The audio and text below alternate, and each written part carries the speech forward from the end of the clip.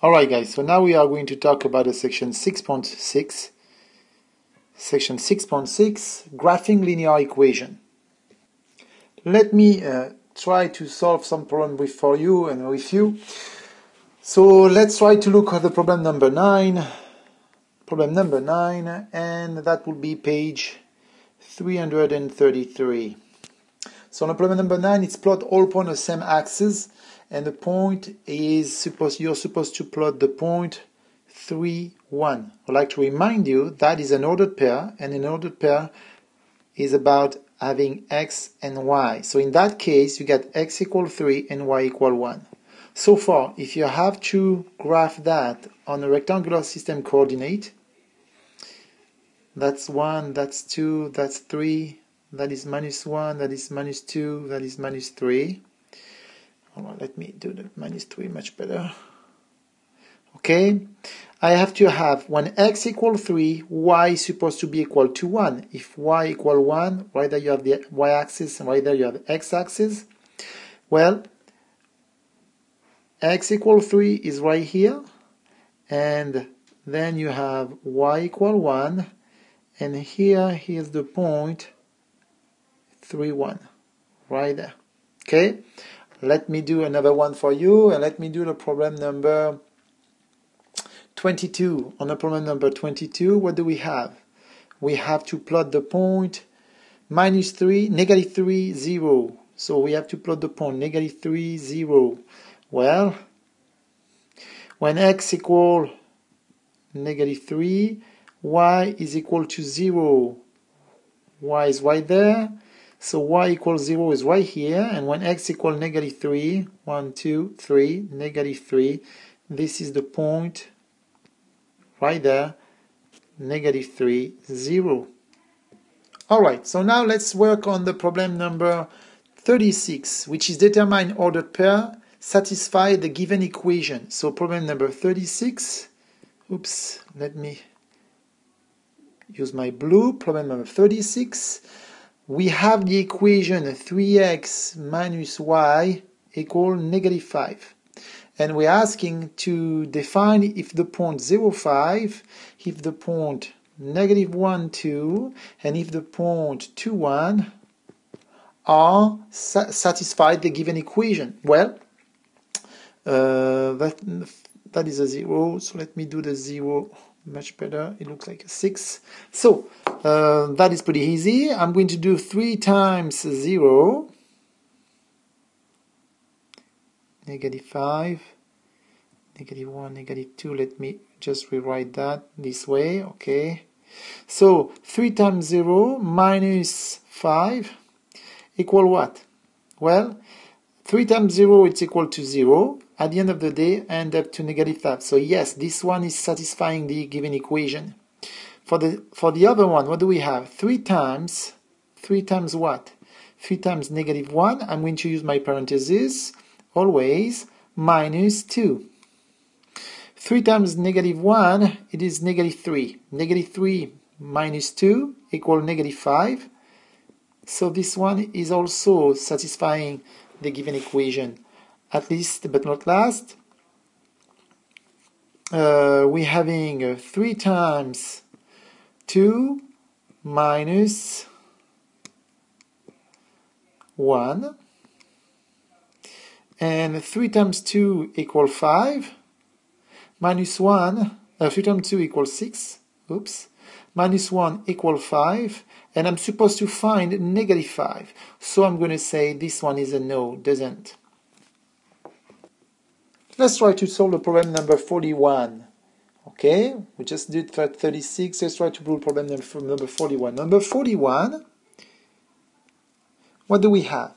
We're having x divided by 4 plus 2y divided by 3 equal 2. And we need to check if 8, 0, x equal 8 and y equals 0 is a solution of this equation. Well, that's pretty simple. What we're going to happen is we're going to have 8 divided by 4 plus 2 times 0 divided by 3 equal what? Well, 2 times 0, that is going to be equal to 0. So I end up to have 8 divided by 4, it's equal to 2, so yes, it is checking. If I do the other one, which is 1, 1.5, 1 and 1.5 for y, I'm supposed to have 1 divided by 4 plus 2 times 1 divided by 2 over 3. And I can right away say, no, it's not going to happen because 2 times 1 over 2 equal 1. And so I end up to have 1 over 4 plus 1 over 3. And 1 over 4 plus 1 over 3 is going to be 7 divided by 12. No, this one doesn't check. At least, and the last one is going to be 0, 3. So I'm going to have 0 divided by 4 plus 2 times 3 divided by 3. Actually, I should have put this 3 in blue. And I end up to have what? Well, I end up to have 0. So this one is going to be equal 0. And on the other one, I'm having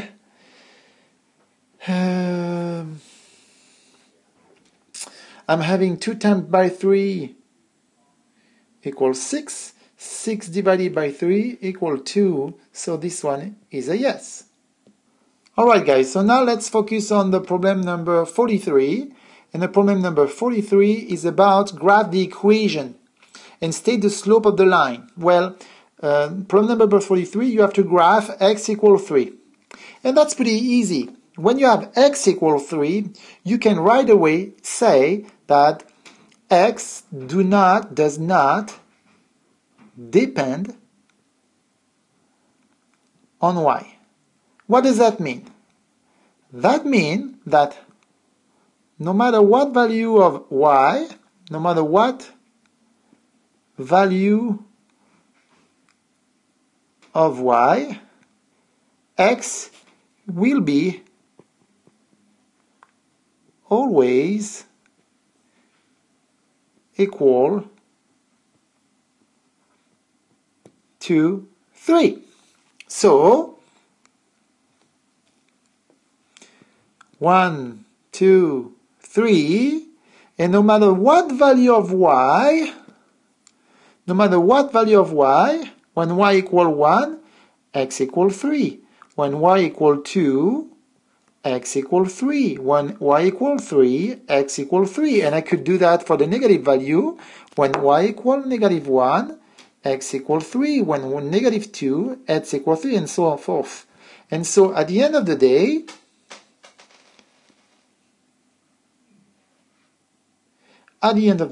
what do I have? Oops, let me erase that. Let me move. Okay. At the end of the day, when I graph x equals 3, x equals 3 is a vertical line. It's a vertical line going through the point,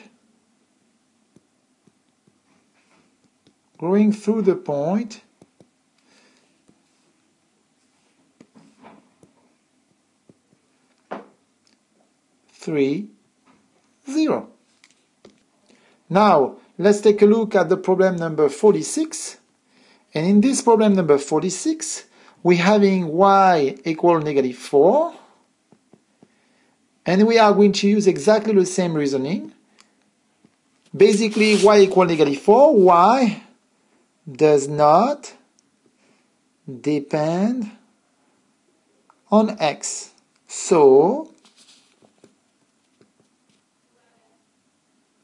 that means that no matter what value of y, no matter what value of x, y will be always equal to negative 4. So if I want to graph y and x, 1, 2, 3, 4, -1, -2, -3, and -4.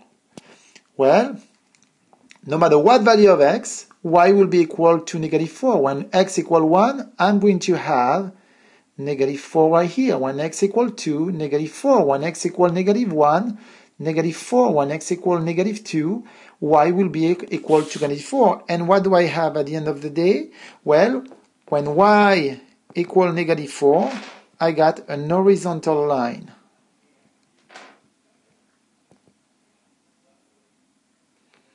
Going through the point,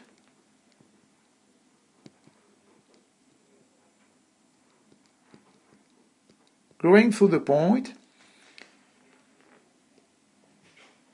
0, -4. But it could be also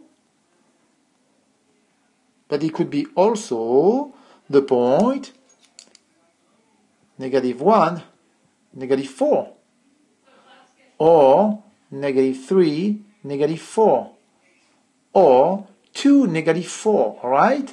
We're having an horizontal line, and for different value of x, we will have the same value of y.